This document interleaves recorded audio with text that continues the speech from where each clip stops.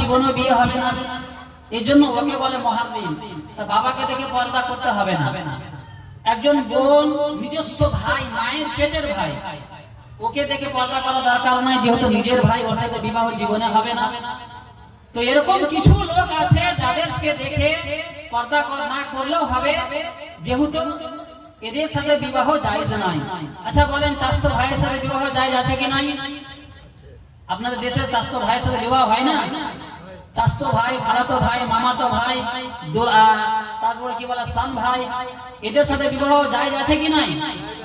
তো যাদের সাথে বিবাহ জায়েজ আছে এদেরকে দেখে আপনাকে পর্দা করা শরীয়তে ফরজ, পর্দা করতে হবে। কিন্তু আমরা তো এগুলো শিখলামই না, এগুলো বুঝতেই জানলাম না। হযরতে ফাতেমাতুজ জাহরা রাদিয়াল্লাহু তাআলা আনহার 18 বছর বয়স যখন হলো, হযরতে ফাতেমাতুজ জাহরাকে গোটা মক্কা মদিনার সুন্দর সুন্দর ছেলেরা বিয়ের জন্য প্রস্তাব দিয়েছিলেন। আল্লাহর নবী কোন বিয়ের প্রস্তাবে রাজি হলেন না। আল্লাহর নবী প্রত্যেকটা বেলায় একটাই কথা বলছিলেন, আল্লাহ তাআলা যার ভাগ্যে ফাতেমাকে রেখেছে তার সাথে বিবাহ হবে।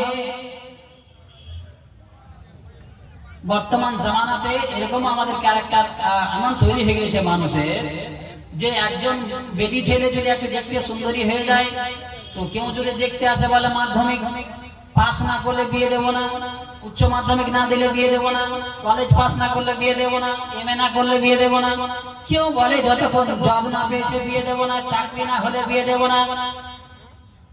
গার্জেনরা অপেক্ষা করলো যে উচ্চ মাধ্যমিক দেবো তবে বিয়ে দেবো, কলেজ পাস করবে তবে বিয়ে দেবো। এমন একটা সিচুয়েশন আসলো যে আপনার কলেজ পাস করা যেটা আপনার মনের আকাঙ্ক্ষা ছিল, আপনার মনের আকাঙ্ক্ষা থেকে গেল, কলেজে গিয়ে একটা ছেলেকে নিয়ে পালিয়ে গেল। বিশ্ব জগতের মানুষ, আল্লাহর নবী বলেন, তোমার মেয়ে তোমার ছেলে যখন বিবাহ করবে, বিবাহ করতে চাইবে, বালিগা হবে, যখন সময় হবে তোমরা তার বিয়ে দেবে।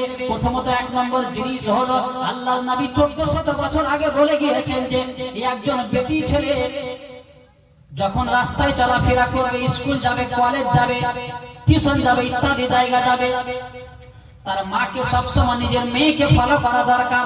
তার মেয়ে কেমন চলাফেরা, সকালে কেমন ছিল, বিকালে কেমন, রাত্রে কেমন, তার মাকে সবসময় লক্ষ্য রাখা দরকার। তার মা যদি দেখে আমার মেয়ে সকালে একটা পোশাক পরছে, দুপুরে আর একটা পোশাক, রাত্রে আর একটা পোশাক, সকালে মেকআপ, রাত্রে মেকআপ, দুপুরে মেকআপ, এরকম যদি চেঞ্জ করতেই থাকে, এরকম যদি চেঞ্জ করতে থাকে, তোমাকে বুঝে নেওয়া দরকার আমার মেয়েরা উচ্চ মাধ্যমিক দেওয়া হবে না, কলেজ পাস করা হবে না।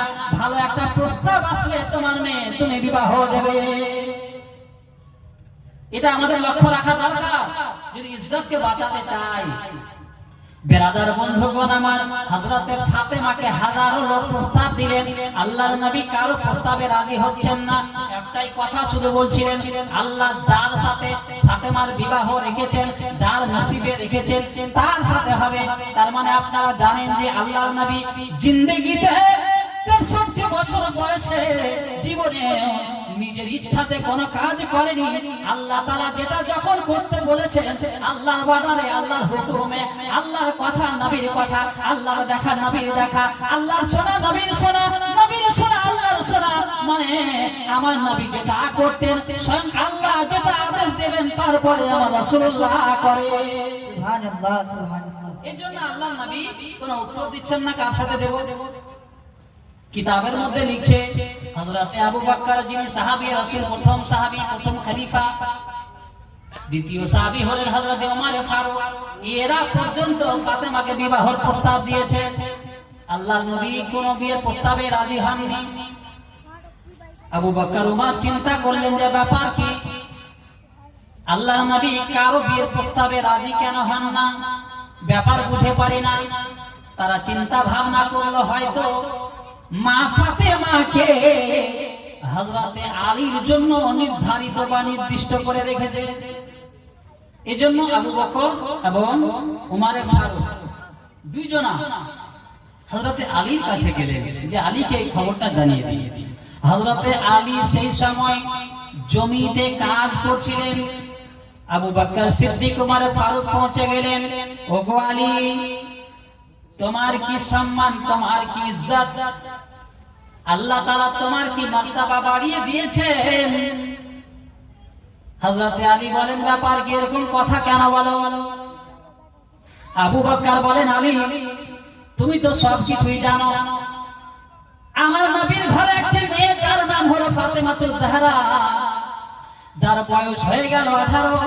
চারদিক থেকে বিয়ের প্রস্তাব আছে, এখন পর্যন্ত আল্লাহর নবী কারো বিয়ের প্রস্তাবে রাজি হয় না। এখন পর্যন্ত আমি ওমরে ফারুক দুইজনা প্রস্তাব দিলাম, তারপর নবী রাজি হচ্ছেন না। আমাদের মন বলে হযরতে ফাতেমাকে তোমার জন্যই নির্দিষ্ট করে রেখেছে, প্রস্তাবটা কি দিয়ে দেখো। আলী বলছেন, সুবহানাল্লাহ, এ কি বলছেন আপনারা? আপনাদের মতো লোক যেখানে গিয়ে হলো না, আমি গিয়ে কিভাবে হবে? হযরতে আলী কে? সুবহানাল্লাহ। যে হযরতে আলীর ব্যাপারে বলা হয়েছে, পৃথিবীর কোন ব্যক্তি কাবা শরীফে আজ পর্যন্ত জন্ম নেয়নি, কিয়ামতের সকাল অবধি কাবা শরীফে কেউ জন্ম নেবে না। হযরতে আলীর জন্ম হয়েছে কাবা শরীফের মধ্যে। বলুন সুবহানাল্লাহ।